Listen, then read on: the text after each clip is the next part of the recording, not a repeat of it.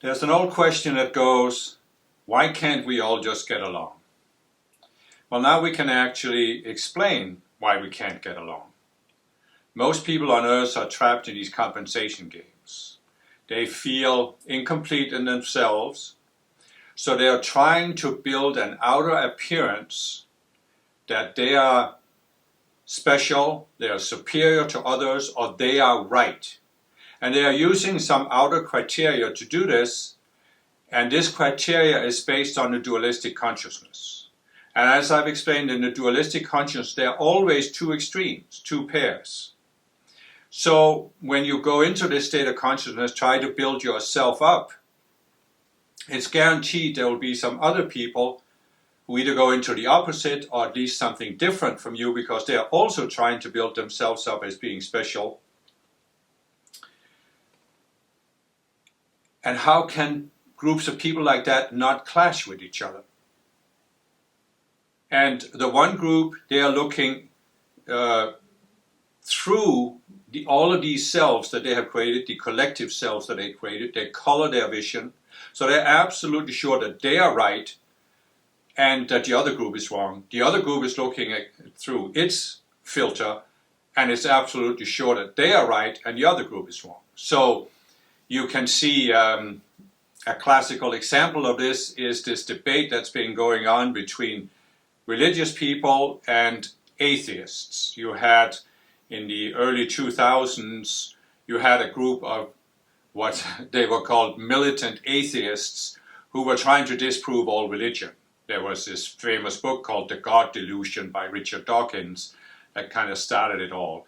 And you have, on the other side, you have the religious people. But you can even go back further and see that for centuries there's been this debate where people have been arguing for or against the existence of God.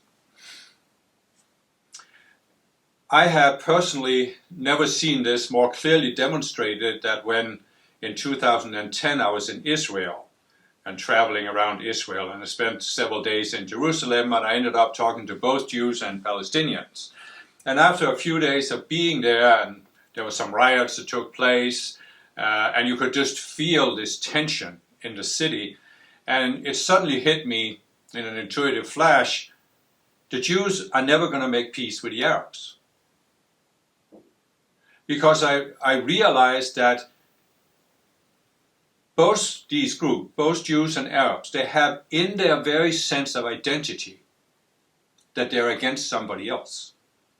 They see themselves, they define themselves in opposition to somebody else.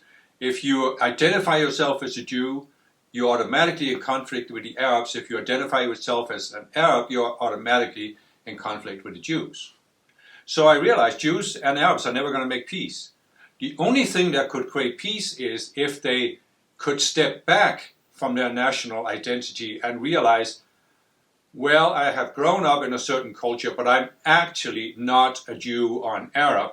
I'm, first of all, a human being, and human beings are universal, but more than that, I'm a spiritual being.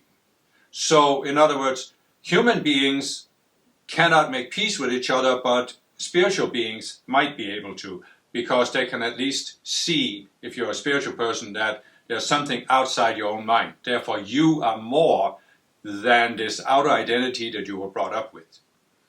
And of course, if you believe in reincarnation, you can say, well, I may be a Jew in this lifetime, but was I necessarily a Jew in my last lifetime? And I think one of the ironies of reincarnation is that if you have been very strongly attached to, for example, being a Jew in your last lifetime, then you might decide yourself that you want to be born as an Arab in your next lifetime to see the conflict from the other side. But that's besides the point. So we can see this mechanism now, the psychological mechanism, the compensation games. And of course, it can be very interesting to look at the world. It gives you a different perspective of the world and all the conflicts that are happening in the world. But in this series, I'm focused on what can help us grow on the spiritual path. And of course, one of the big breakthroughs is when you realize that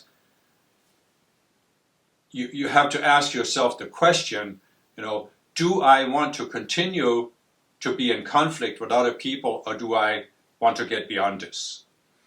And I found my first spiritual movement when I was 18. I've seen spiritual movements since then, been involved with several, and there is always a pattern in spiritual movements that people get into personal conflicts. It's not that it's worse in spiritual movements than elsewhere, because you can go anywhere in society, families, any group of people at work, wherever, you have personal conflicts that arise. It's just it's as common as brushing your teeth. But there is sort of an expectation, and that's why there can be almost like a special kind of conflict in spiritual movements, because most people that I have met, you enter a spiritual movement and you expect it's going to be different than the way it is out in society. So in relation to this, you expect that people in spiritual movements are going to treat each other better than people do in society. Now, I've said before, it's not really a realistic expectation, because people are people. We are all psychological beings. We bring our psychology with us when we enter a spiritual movement, and why shouldn't it do the same thing there as it does everywhere else? So, but what I wanted to talk about, I want to give a personal example of this. In my first spiritual movement, I didn't really have any major conflicts with people. But in my second one, I had conflicts with two particular people that were both my superiors in the movement. In other words, they had a certain position in the movement, and I came in and I was under them in the structure of the movement. And I got in a conflict with them because I felt they were abusing their power, their position. It wasn't just about what they did to me, but also how they treated other people. And I objected to this. And in the second instance, I was actually living at the headquarters of my second spiritual movement in the United States, where also the leader of the organization was. And it ended up that it came to her attention, and she gave me, not directly personally, but through somebody else, she gave me some feedback on my personal psychology in the situation. And this led me to what I still consider one of the most important breakthroughs I've had on the spiritual path, because she was very direct, pointing out that I had a very analytical, critical attitude, and she wanted my response. So I had some time to think about how I would respond to this, and I went to sit down alone, and I closed my eyes. And you probably have to have a little bit of background that in the several weeks, probably even a couple of months before this, I had been talking to other people about the situation. I wasn't the only one involved. And we had sort of been building this sense that something had to be done. Something had to happen. This was not right, what was going on.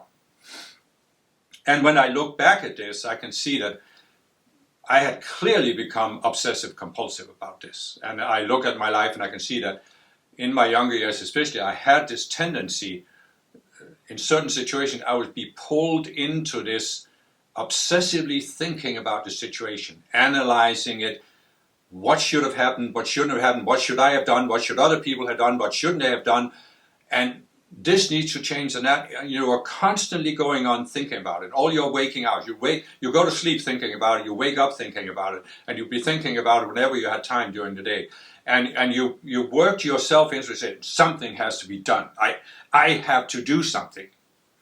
And this is a pattern that I can see, no doubt I carried with me for several lifetimes.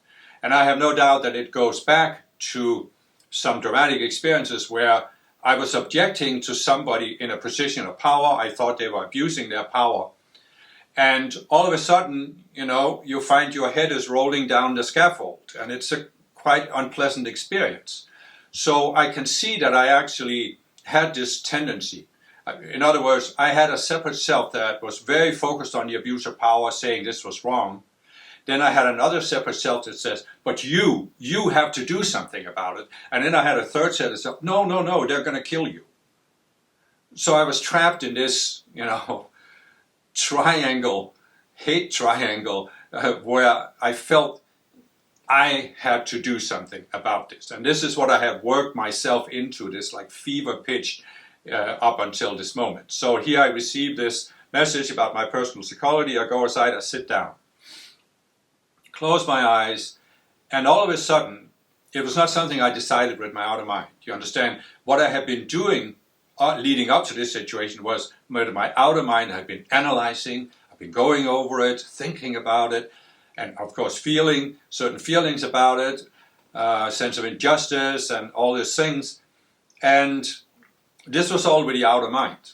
But now I sat down, closed my eyes, and all of a sudden I felt the strangest, it was like, first of all, my mind became calm. And then, without making a conscious decision, I felt something let go.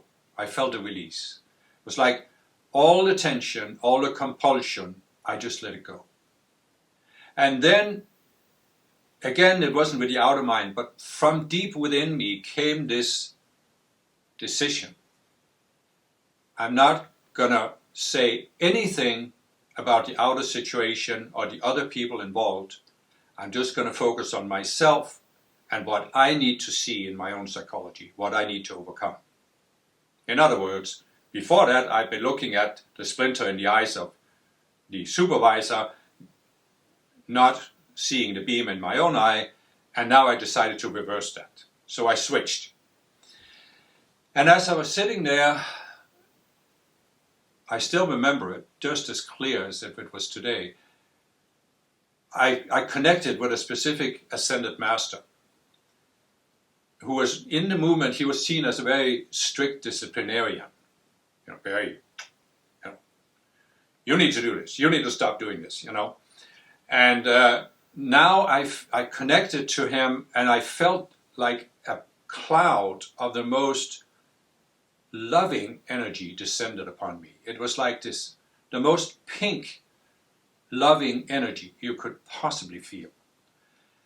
And I was just completely absorbed in this, but later I realized that this is what the Ascended Masters feel for a student who has decided to look at the beam in his own eye, to stop focusing on other people and look at yourself. What do I need to change? What do I need to overcome? And I will never forget it. I mean, it's just, I can tune into it and I can feel it, that loving energy. It was just incredibly loving. And again, this master in the organization was seen as this very strict disciplinarian, but here he was more loving, more pink than anything you could imagine. And it just was so transformative for me. And I, what I've often thought back to the situation, and what I have realized is that this is really, in a sense, the essence of the path, is that you stop looking at all these things out there that need to change, and you look at yourself. You look into your own mind. And the reason why I'm talking about it in the context of conflicts in spiritual movements is that this is really the potential for overcoming this.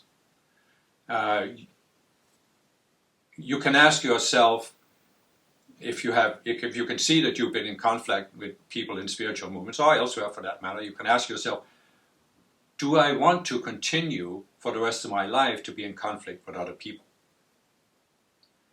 And if you do, fine. I mean, I don't have any problem with it. But if you don't, then you can now see that there's only one way to really be free of this. You have to realize that what puts you in conflict with other people is that you have one or several of these subconscious selves that are causing you to look at situations, look at other people, look at yourself in a specific way. And, in this second spiritual movement, there was a lot of talk about karma. And there was a lot of talk about karmic relationships. Sometimes we see marriages where people don't get along, and we see how there can be two children, siblings, that have been fighting from the day they were born almost. And there was always explained, This because they have karma with each other from past lives that they are now repeating that cycle, and it causes conflict between them. But really, it isn't so much karma as some mysterious impersonal force out there, it's personal psychology. And in the second movement, it was said that karma, we attract people we have karma with. In other words, if we want to make spiritual growth, as I've talked about, we create a life plan before we come into embodiment. If we want to make maximum spiritual growth, we are saying, what do I need to overcome? And here's a person I have karma with, so I want to have a relationship with that person so I can balance the karma and move on. That was how it was explained in my second spiritual movement. But the deeper explanation here, based on this teaching about the cells, is that it's not some outer external karmic force. It's you have certain selves. And the other person has certain selves. And those cells match up in such a way that you can only be in conflict. And so what you can do is you can say, okay, what's in it for me? What's important for me? And this is, when I made that shift, of saying, what do I need to change? And I can look back at the situation now, it's over 30 years ago. So obviously, it seems like lifetimes ago. So much has happened in those 30 years. I don't feel I have anything invested in the situation. I don't need to justify myself. But I can look back at the situation. I can see there was an outer situation. And what these supervisors did, it just wasn't their highest response. They were abusing their position and their power. And you can look at this objectively. So you can see that in that situation, I had ways where I could have defended myself. I could have focused on the outer situation and defended myself. And I could still to this day have looked back at the situation and justified why I did what I did, because the other people did this that was so wrong. But if I had done this, would I have grown in those 30 years? Would I have overcome my psychology, my separate selves? No. Well, maybe I would have in the 30 years, but I certainly wouldn't have overcome it at that time. So that means I would have been dragging this with me for however long it took me to get in another situation where I could see it and overcome it. And if I hadn't gotten in one of those situations, I could have carried it with me to this day. So what happened with me was that I made that decision, and it was not the outer mind, it just came from deep within me. I'll focus on myself and how I can change myself. And this has led to tremendous growth, because I've been doing it ever since, whatever situations I've been in. And I've always been looking at this, okay, but how am I reacting to the situation? Why am I reacting this way? What does that show about what self I have that I haven't discovered? Then I need to look at that. And it's an important shift to make, because when we're in this compensation game, we always try to change other people. We're always projecting that the problem is out there. And as I've said in another video, what we are actually doing is we have the sense of incompleteness in ourselves. We are trying to fill that black hole of incompleteness by changing something outside ourselves. But it can never happen. We can never become complete, no matter what we could possibly do on earth. We can only become complete by going within and connecting to our higher self. But what's preventing us from connecting to our higher self, which can only be done within, is when we're always looking out, trying to change other people. So the moment you really make this decision, I will stop trying to change other people. I will focus on changing myself. In a sense, that's when you really step onto the inner path. That's when you really lock into what it means. And that is going to accelerate your personal progress more than anything else. It's just amazing what can happen. And I still see people that I have known for many years who haven't made that switch. I'm not trying to blame them. I'm not trying to put them down. I'm just saying you can see it. You can see that they're dragging this with them. They're always looking out. You know, I've mentioned some examples. There was this one person very attached to the outcome of the United States election. And he was not at all thinking about why he had such a strong reaction to this, why it was so important for him to convince other people about this. I looked at the situation and see, well, he has an outer self, that's why he's so attached, because only the outer self is attached. And then there was the vaccines, and there was the masks, and there were other people. And again, it doesn't matter what you think about vaccines or masks or the US election. It doesn't matter. It's not the outer topic that matters.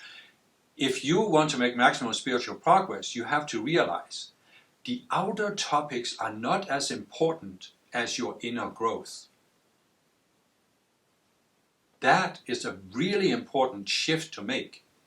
You're not seeking to prove something out there in the world or change something in the world or other people. You are focused on yourself, your own psychology. What do I need to overcome? That's how you grow. That's how you make the maximum spiritual progress. And in a sense, you could say that the ego and the separate selves, they are a force inside of yourself. They are always trying to pull you away from looking within.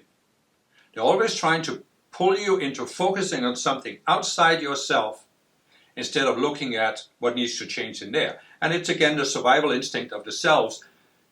They know they can only survive if you don't see them.